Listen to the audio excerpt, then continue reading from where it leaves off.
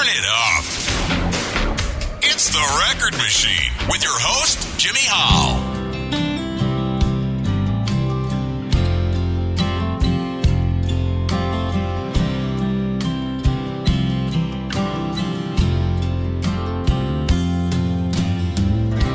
Rain hits the window, he pretends he's fooled. Restless hunger, but not for food. No loud regrets, no unlawful crutch. So good to see he hasn't lost his touch. A cup half full can be much too much. Time and Sister Hope cut down the braided rope. Red sticks and stones from the warrior's head. Keep a wakeful eye on the watershed.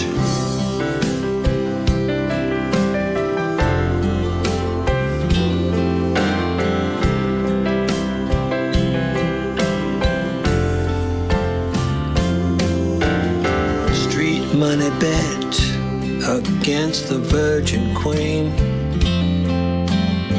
Cards were fixed in a foretold scene. Scammed by discards and one she'd kept.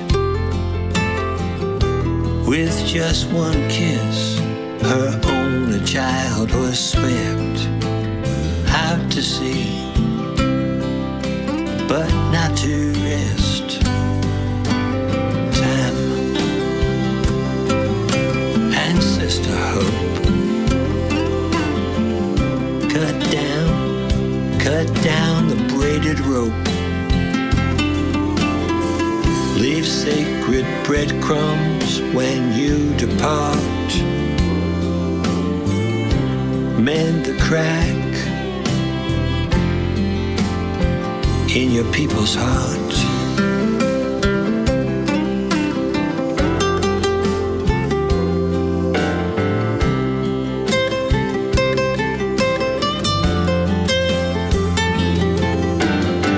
Ever lose sight of the watershed with its endless flow toward days ahead. Go blind to routes mapped in the sun. Hit the street and your journey comes undone. At the darkest mile where twisted currents run.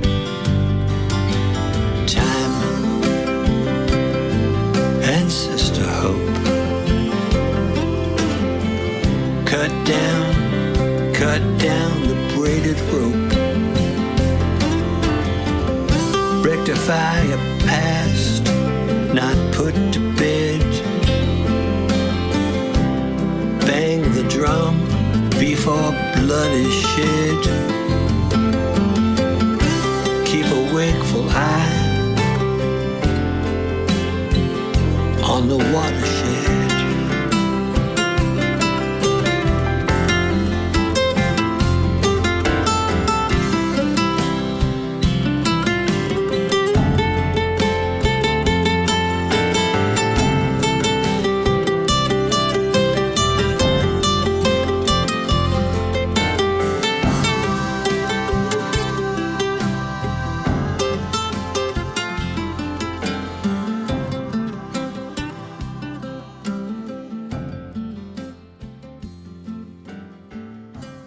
Ladies and gentlemen, please welcome singer-songwriter David Arn.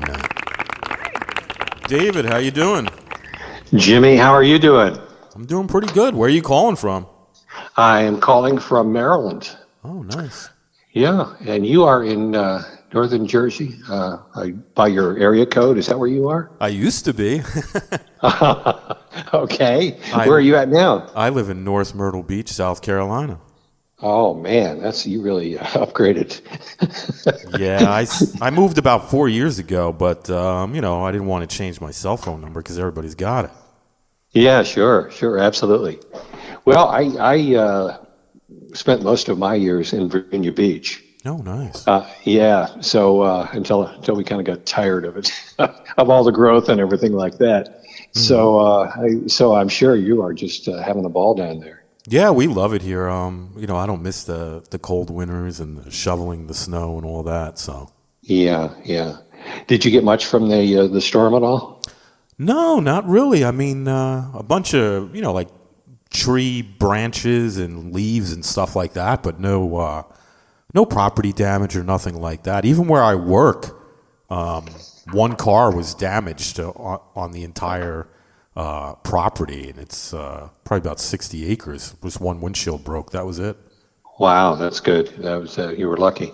I always feared that in Virginia Beach. I think only all the years that we lived there only really had one damaging hurricane, because it seems like Nag's Head in North Carolina always got the brunt of it. Mm-hmm. But I always worried, that the odds were against us. That for all those years we never really had one that blew the house down, that kind of thing. So, and now I'm in Maryland, which is more out in the country. So I don't think we'll ever have a hurricane out here. Who knows? How long you been living there? I just moved here about not even 2 years ago. Moved here and be closer to our daughter and her child, mm-hmm. and we just we needed to get away from Virginia Beach. My wife had taught there for years. Mm-hmm. We still have a lot of friends there, and that we miss, but we lived in Virginia Beach at the beginning. It was such a great place to raise the kids. Right. It was it was before the Sheridan came in and the Hilton and everything like that. It was just it was a beach that you were at from Memorial Day to Labor Day, mm-hmm. and then they turned off the traffic lights and everything. Everybody, there were no more tourists that came in. And then over the years, what happened was that big money came in. Mm-hmm. And you stand on Atlantic Avenue and couldn't even see the ocean anymore. Yeah. So tell me a little bit about yourself. Tell me about your musical background. When did you start in music? Well, like a lot of people, I was in bands when I was younger. Mm-hmm. When I was in Jersey, I was in different bands and things like that. And that's when I really got started playing music. Everybody was trying to be the next Beatles, that kind of thing. Mm-hmm. And but I was classically trained on piano. As a young boy, I took piano lessons for about 6-7 years. My grandfather used to play piano professionally, so there was always a drive to play the piano. Mm-hmm. There was and then when I went off to college, I had always been writing all my life. I was the guy in high school that was the editor of the newspaper, and I went off to college. I was on the newspaper. I was editor of the literary magazine, that kind of stuff. And then I went on to graduate school and was like a contributing editor to the literary magazine in graduate school. Mm-hmm. Actually published a short story and did a lot of articles in magazines and newspapers at that time. And then I put the music aside for a long time. And then it was about 10 years ago that I started writing music. And it seemed like a pretty good marriage for me of my musical background from way back when. Mm-hmm. And I'm a literature nerd. I mean, it's just like being able to take what I know of literature and weave that into lyrics. Mm-hmm. My music is lyric based. That's it. That is always the important factor Okay. in my music. Okay, I start with that, and then I will then create music around that. Nice. So that's how it worked for me. Is that I'm not out there banging on the piano, trying to put myself out there as a piano player. Mm-hmm. I also play guitar. I'm not out there trying to do leads on a guitar or something like that. It's really, for me, it's more of an adult, contemporary, soft acoustic type feel in my music. Mm-hmm. And I think it's been a good marriage for me as far as the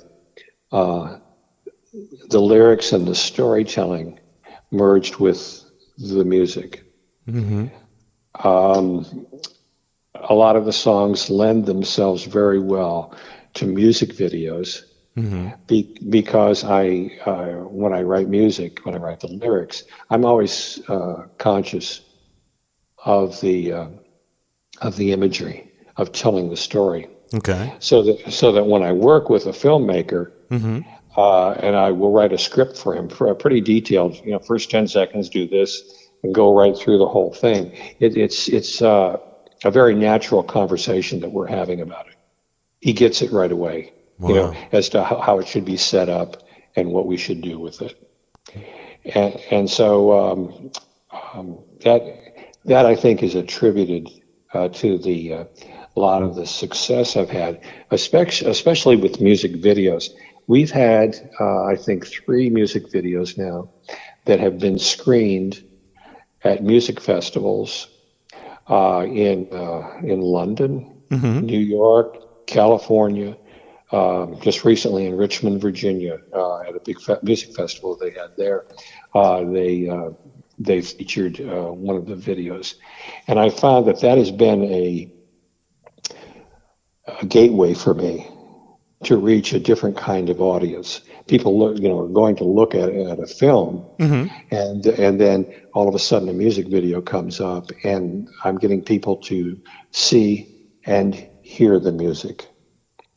And and so I know that has worked for me. But again, it's just a commingling of everything that's been in my past. That's why it feels so good. That it's just like I can call up different experiences and have the confidence to know that I can make it work. Nice. Now, I believe every band or artist is influenced by someone. Who are some of yours? Well, I would have to say,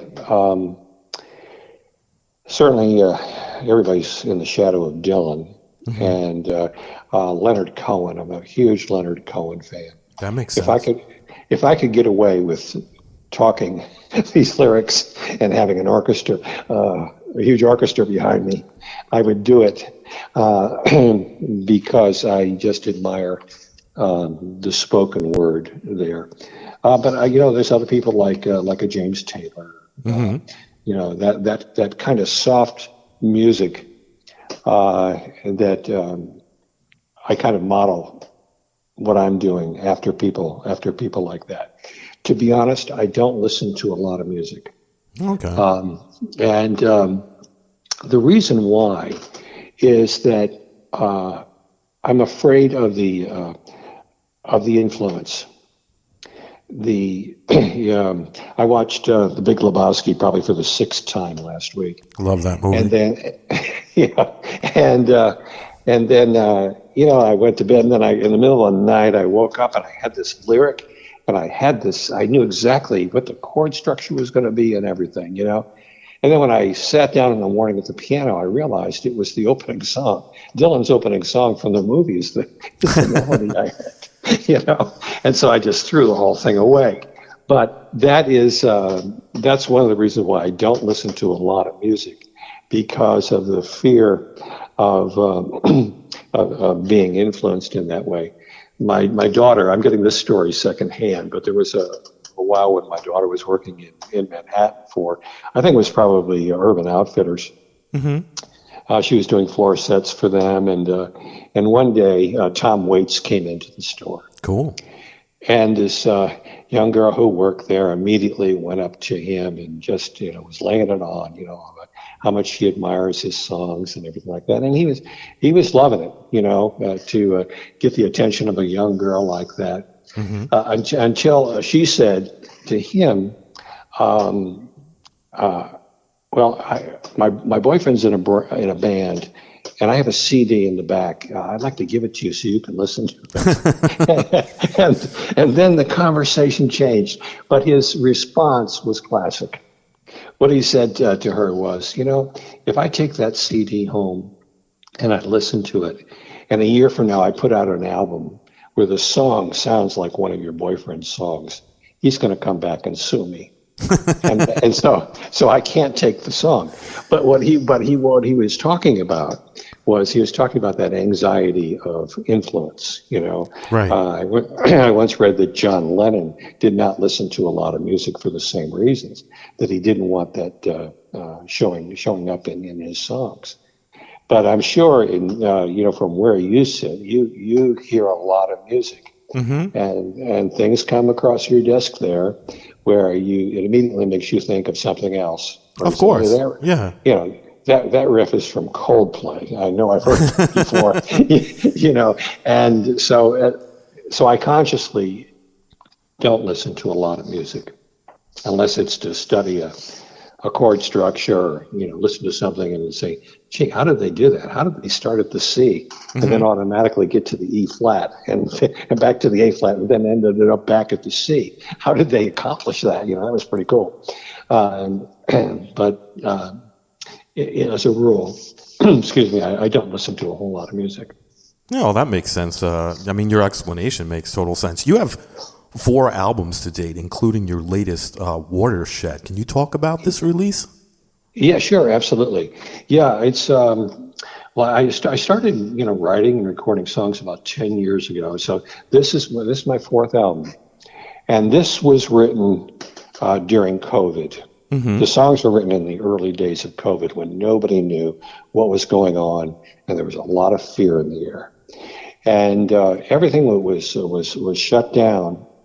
And I think that is what attributes to the soft acoustic nature of the songs, because it reflects the mood of what was going on at the time. And I work with some really good musicians who have been around for a long time and who have excellent home studios, and in England and in Israel.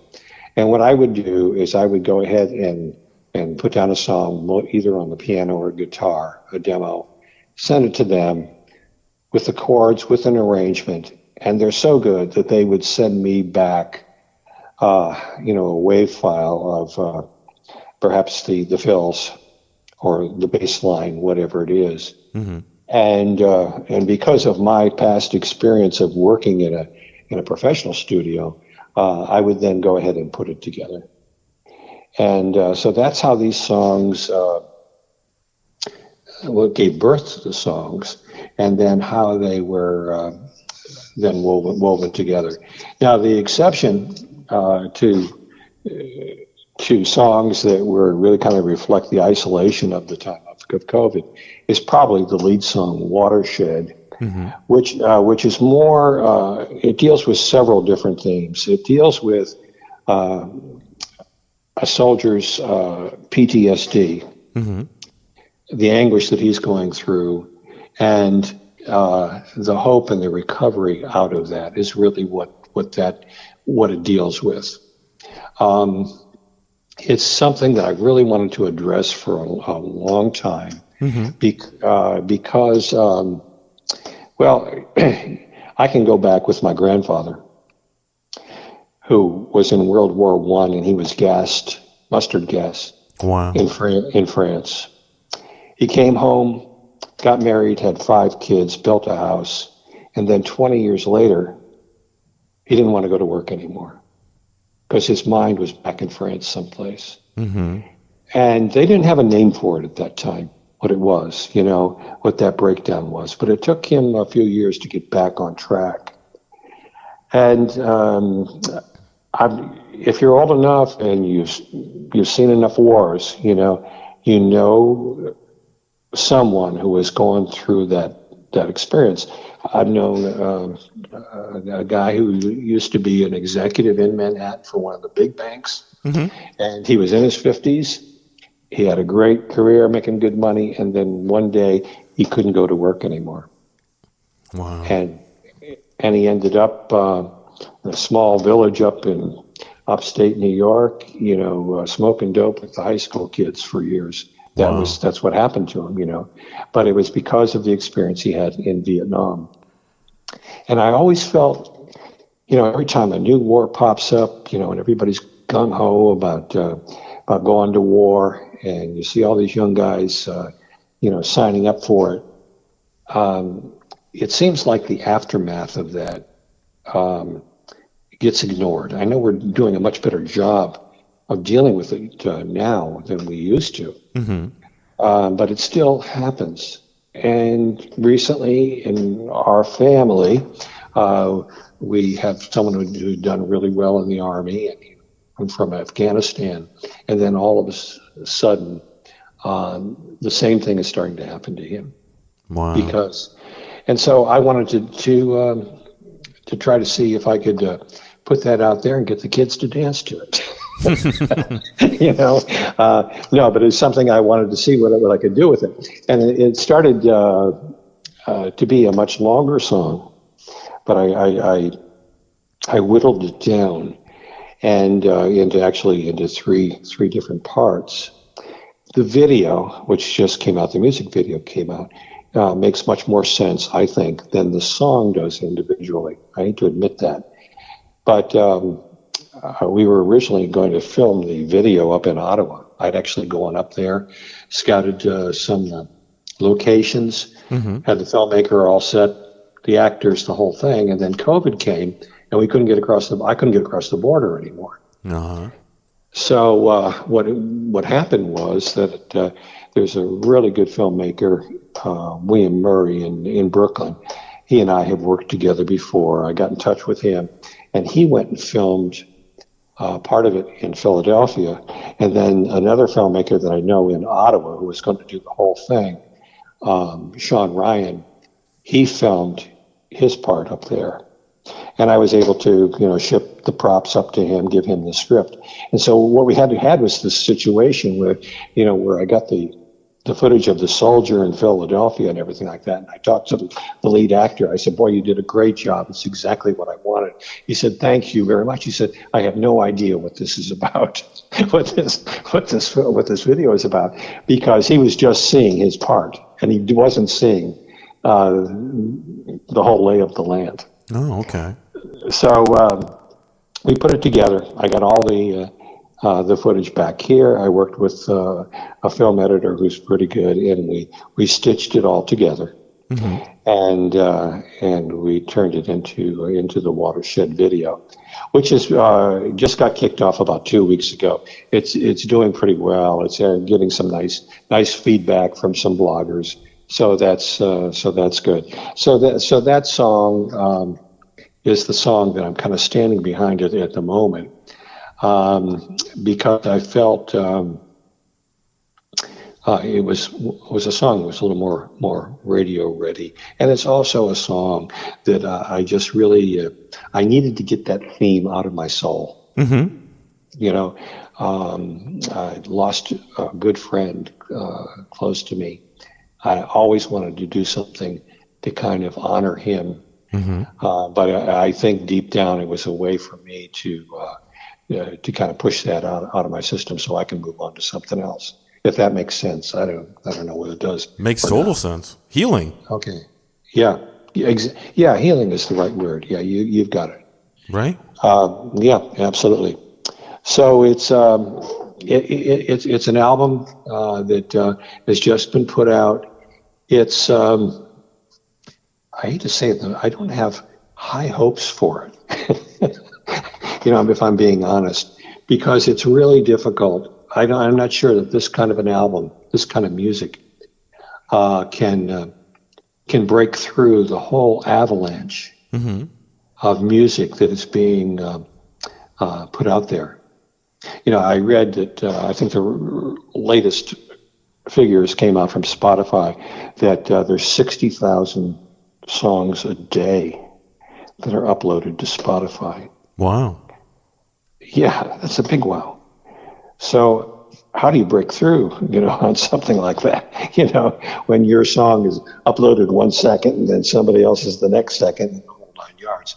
So it's I'm not sure this is the kind of music, the soft acoustic music that is capable of breaking through, mm-hmm. which is why I think there's been such a pushback now from those curated playlists that you hear on places like Spotify right now. People are giving up their subscriptions because they're just listening to a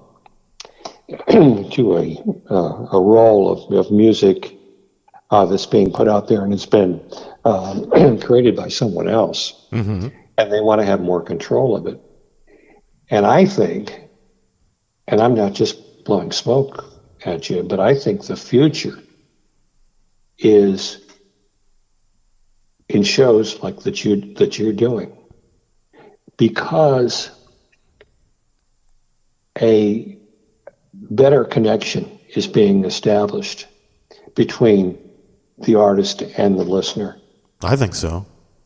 And I think we're just at the beginning of that. Mm-hmm. But if people want to know what the music is about, if they want to hear some intelligent conversation about it, mm-hmm. they're going to go to stations like yours. Is what they're going to do.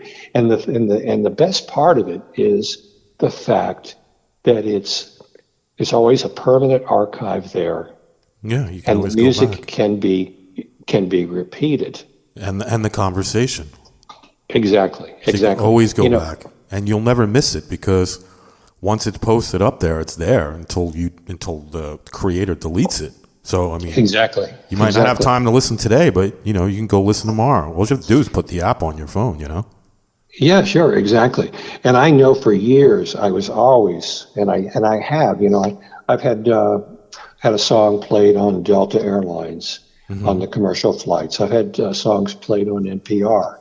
I've had there's some FM stations that have maybe it might pick up a song, but when they do it, it's just a one song deal. They play the song, and then I get bragging rights and say, "Oh yeah, my song was on the NPR station in Richmond, Virginia, and also here up in northern New Jersey." But there's no repetition there. It's like they played the song once, and I felt good about it, and it was great to tune into their station and hear my song being played, and the next song in the rotation was Rolling Stones. And there's an illusion there. Oh my God, I must be pretty good. But it's not a good way to capture a listener, mm-hmm. because that song, once it's played, goes off as a gas. Right. Unless it's in a rotation where they're playing it every hour or something like that.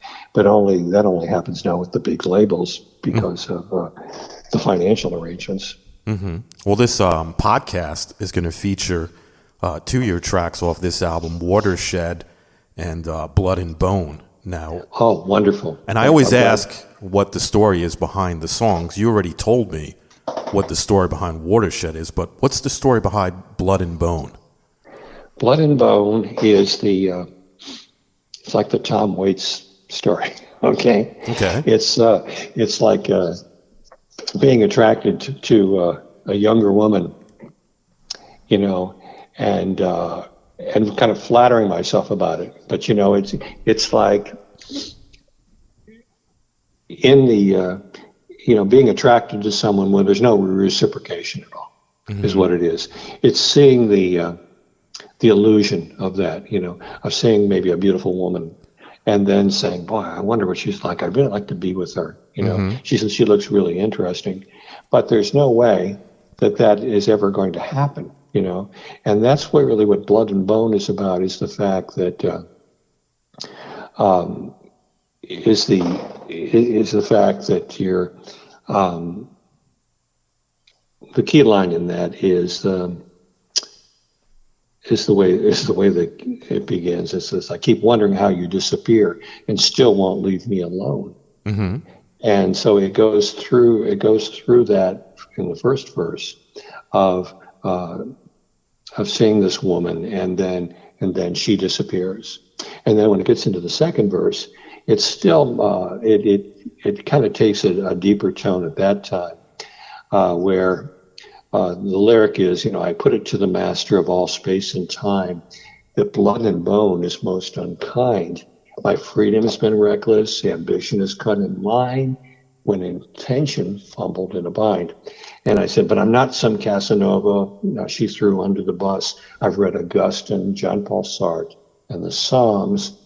And when I raise my hand in question, I hope you get a glimpse of dignity that was stapled to my palms. And then it's Lord, like God, I keep wondering how you disappear and you still won't leave me alone. So it's just that idea of that things are always righted, corrected by your conscience is what it is. But there's a great video coming out on that. I'm excited to get that out there as well. There's a dancer, Russian dancer, who has been forced to leave Russia and the Ukraine now, and I think she's now in Bulgaria. A very talented dancer. She's a dancer with the heart of a poet. And she has interpreted that song, I think, beautifully. And they've made it into a music video. So I'm excited for people to see that, because she got what it was about. And I'm glad. Thank you so much for picking that song, because I was jotting down here on my paper. I said, well, I'm just going to play two songs. What are they going to be? I've listened to your other interviews, Oh, thanks. And I wanted to see. I was so glad. I saw the New Jersey area code. And I thought, oh, gee, this is going to be from those high-powered Jersey stations. That's what it's going to be. But then I just love the way you conducted the interviews. Oh, I appreciate that. It was really soft.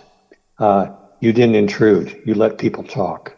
Yeah, well, that's important. I mean, that's the whole idea. It's my job is to get your story and your music out, not let everybody hear me talk about myself. You know what I mean? Yeah, sure.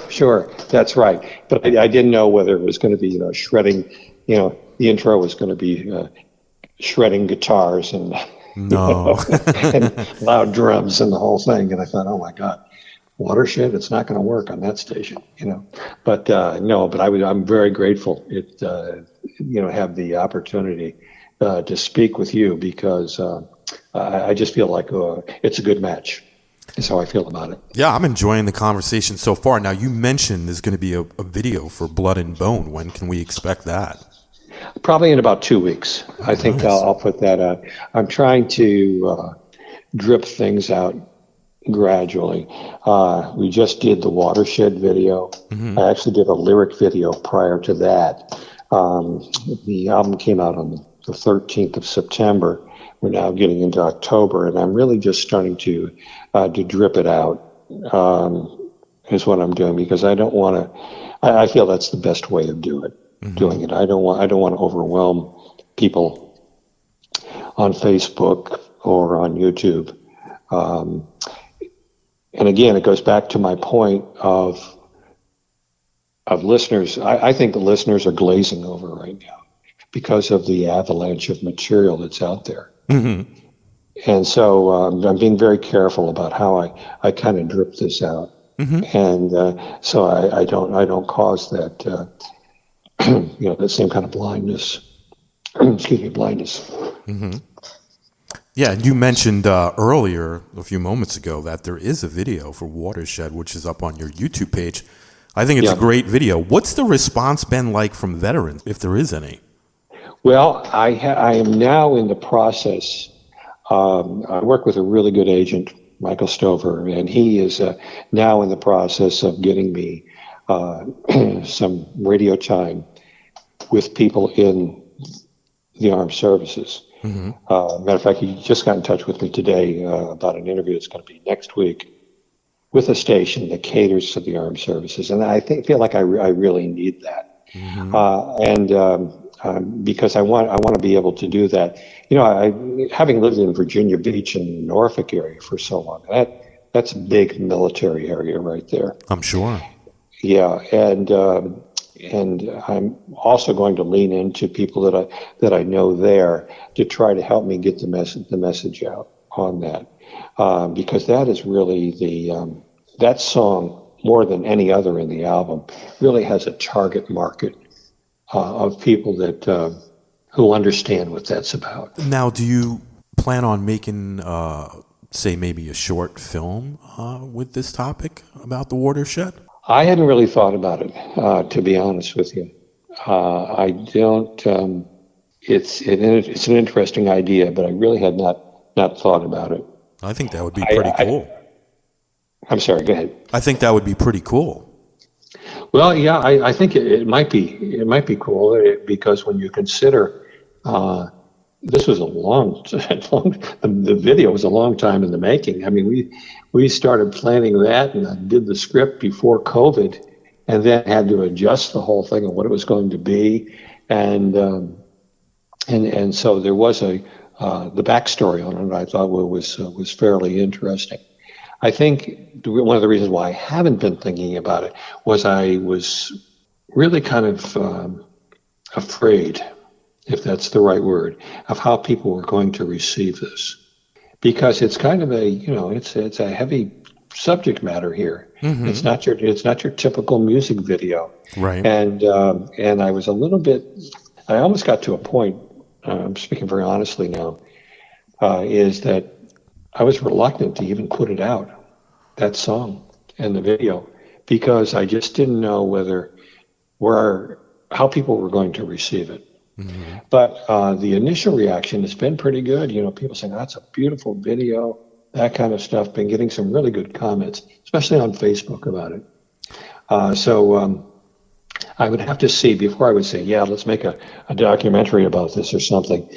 I think I would have to see a little more success or a little more willingness on the part of the listener to accept what's there. But don't you feel like when you bring subject matter like that to people's attention, it makes them listen more? I mean, because for years, no one has done anything about it. I mean, if you look in a lot of your major cities and stuff like that, guys who come back from war, some of them have, mental problems, drug problems, they're homeless, all because of this PTSD, and no one was doing anything about it, really. Right. So don't you think that getting the word out there is helping people? Oh, most definitely. I think it does. It's still, even though the government has done a lot of in their programs has done a lot to help these people, it's still below the radar. Mm-hmm. for many people. And I think that's what I was trying to do. I was trying to elevate that. I had a classmate that passed away maybe about 6 months ago, and one of the reactions from a fellow classmate was that, thank God he doesn't have to suffer anymore. And it was because of injuries that he received in battle. Wow.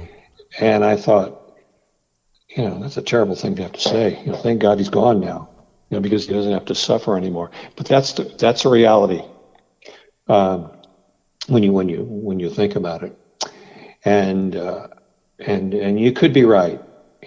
I'm hoping that I can make some inroads with it, mm-hmm. that I can get it out there to people who are receptive to it, and that it will take off from there. But I haven't seen that yet. It's brand new. I can't say, and it's been a soft rollout. If you will, and I'm just hoping that people will latch on to it. Yeah, I mean, earlier on in our conversation, you've mentioned that your videos have been screened to audiences at festivals in London, New York, L.A. Your songs have been played on NPR and BBC Radio, even on Delta Airlines. I mean, that's got to be rewarding to see your work is being acknowledged. No? Oh yeah, of course it is. Yeah, it is. It makes you it inspires you, I think, to go on and create new things. It's the way I put it, is that each step, each thing that you do, it didn't all come at one time, but each time something like that happens, it carries you up to a new wisdom. It carries you up to the next step, and then you see what the possibilities are. My wife calls it a new wise, is what she calls it. I think that's a great term. That you kind of do something, you've had a success doing this, now you want to move on to something else, and you move up a little higher on the mountain. You get to a new place of wisdom, and I do think that for me is the gratification, is the fact that people have accepted this. That feels good. Now, what can I do? What can I continue to do? My goal is always to get people to listen to the music. Because when you have, again, those 60,000 uploads every day to Spotify, there's so many great musicians, so much good material that never gets heard. That's unbelievable to even think about that, Right.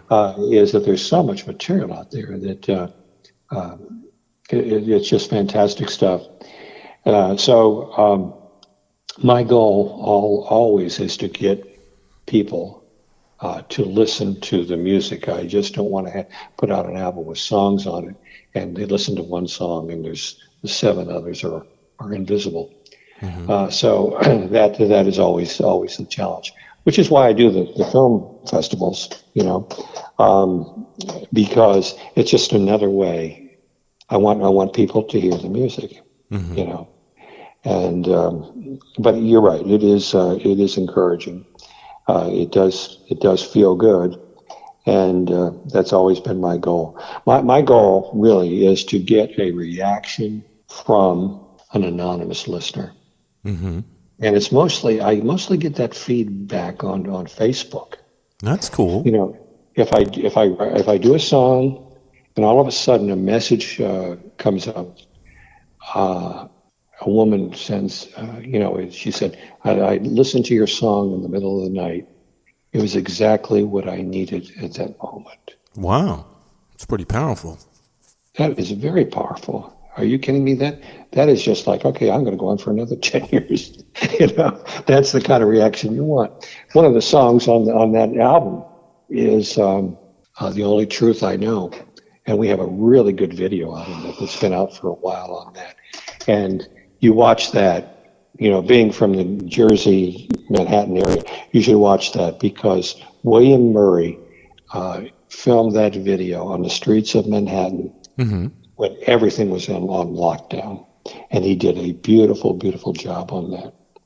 And when that video came out, there was a comment on Facebook. I posted it to Facebook. A woman got that. A woman who was in Manhattan said, my lifelong partner is in the hospital.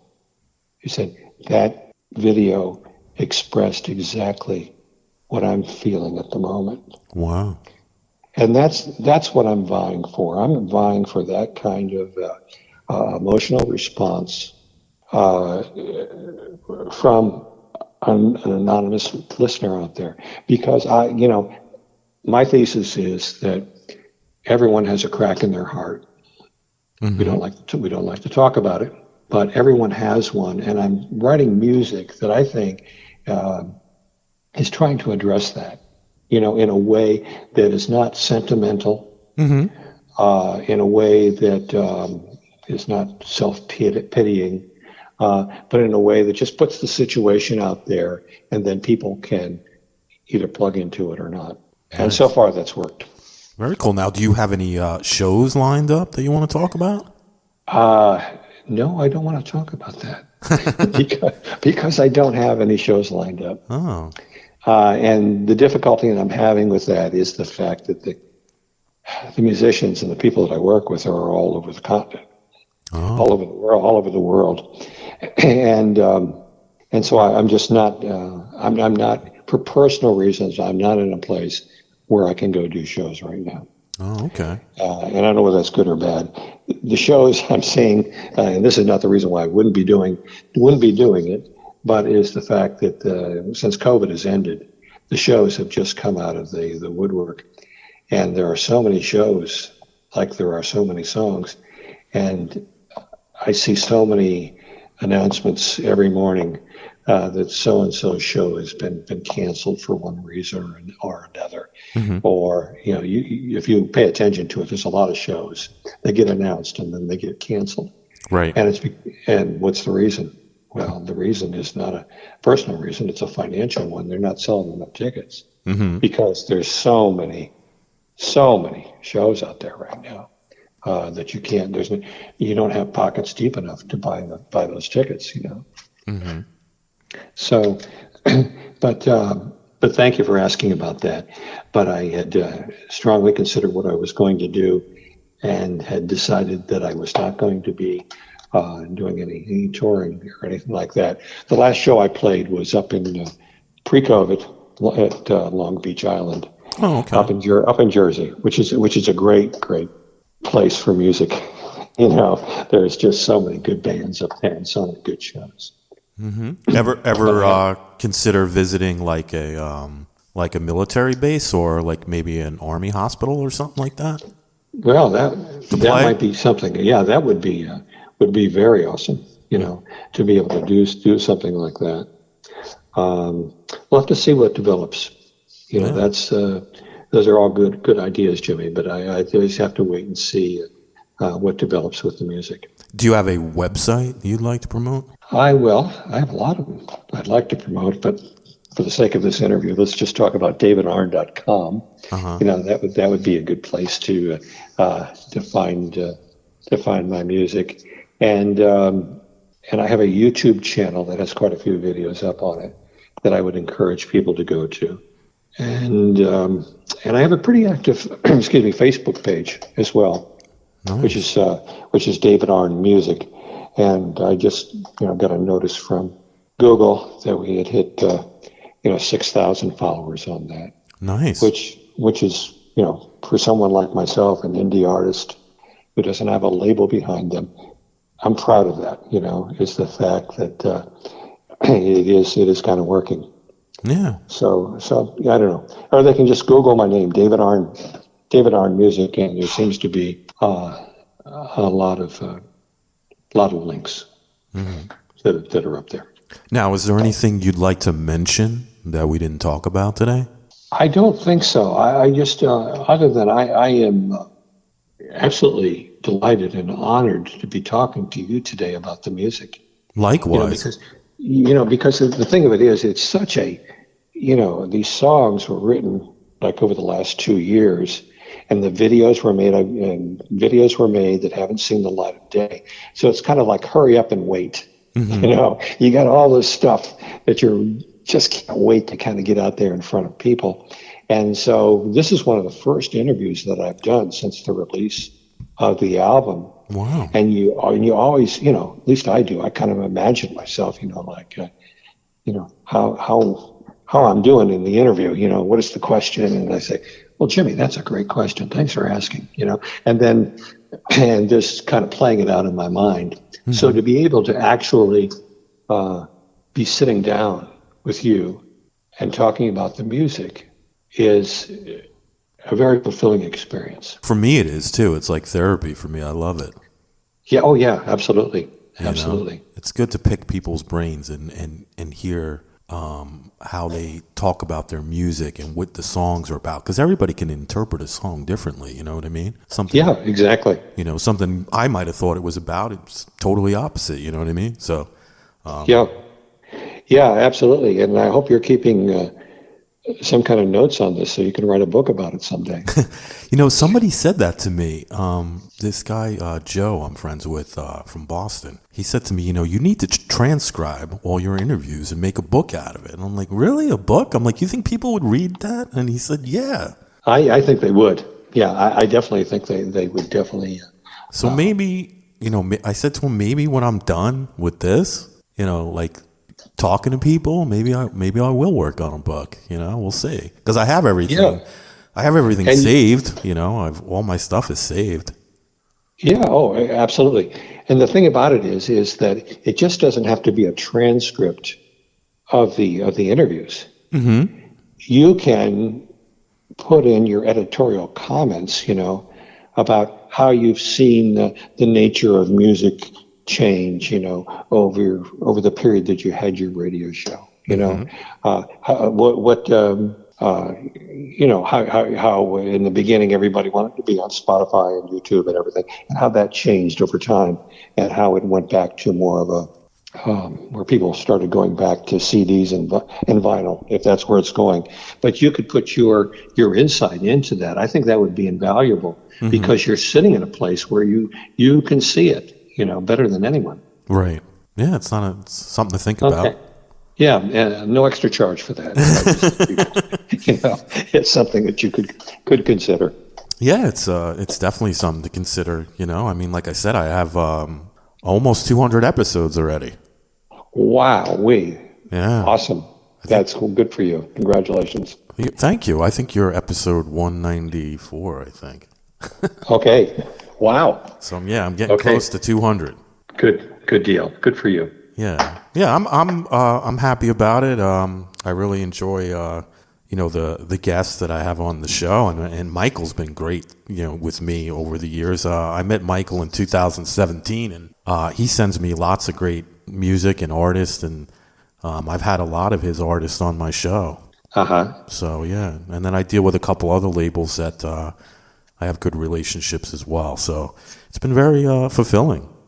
Well, that's good. Yeah, well, Michael is a good one. There is no doubt about that. The way he approaches it, and I'm amazed at some of the things that he's done for me. And it just that's a heavy lifting I don't want to have to do. Sending out all these blind CDs to radio stations saying, please play my song, right. that kind of stuff. Right. He's got so many good contacts, knows what he's doing. So I'm very happy to be working with him. Yeah, good guy. He's good people. Well, David, I want to thank you so much for coming on the show today and talking to me about your great album, Watershed. And I want to wish you the best of luck with this album, and best of luck with the new video coming out in a couple of weeks, Blood and Bone. And let's stay in touch. Anytime you got something new coming out and you want to talk, send me an email or text me. All right. Thank you, Jimmy, so much. I really, really appreciate it. You do a good show, and I'm really happy to be on it. Thank you. Well, thank you. And like I said, let's stay in touch. All right. Okay. Take care now. All right. You too. Bye-bye.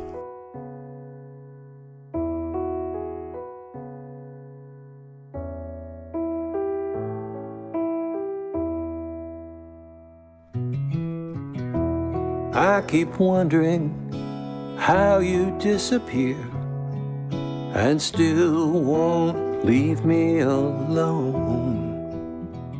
It's like I'm in a dead religion, my heart sacrificed on a stone. All that's left of me is blood and bone.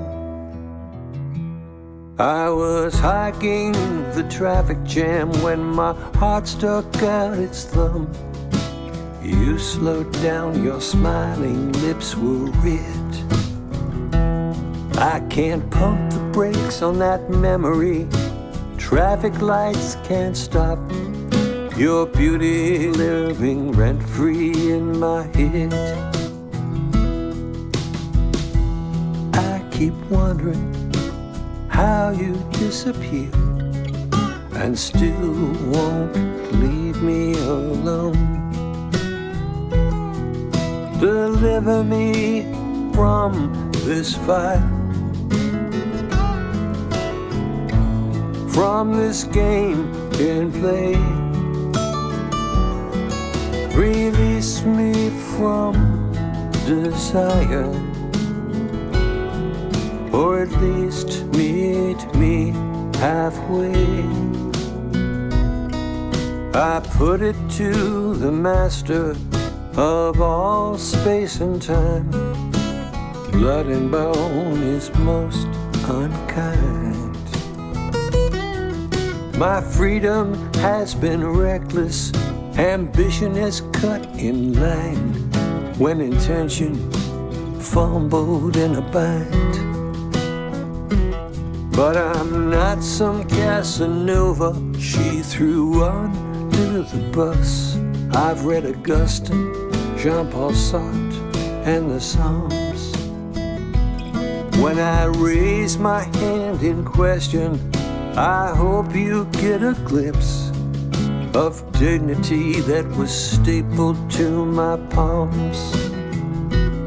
Lord, I keep wondering how you disappeared and still won't leave me alone. Deliver me from this fire, from this game in play. Release me from desire, or at least meet me halfway. Can't beg for pardons I haven't earned. Can't find you on my phone. I keep wondering how you disappear and still won't leave me alone.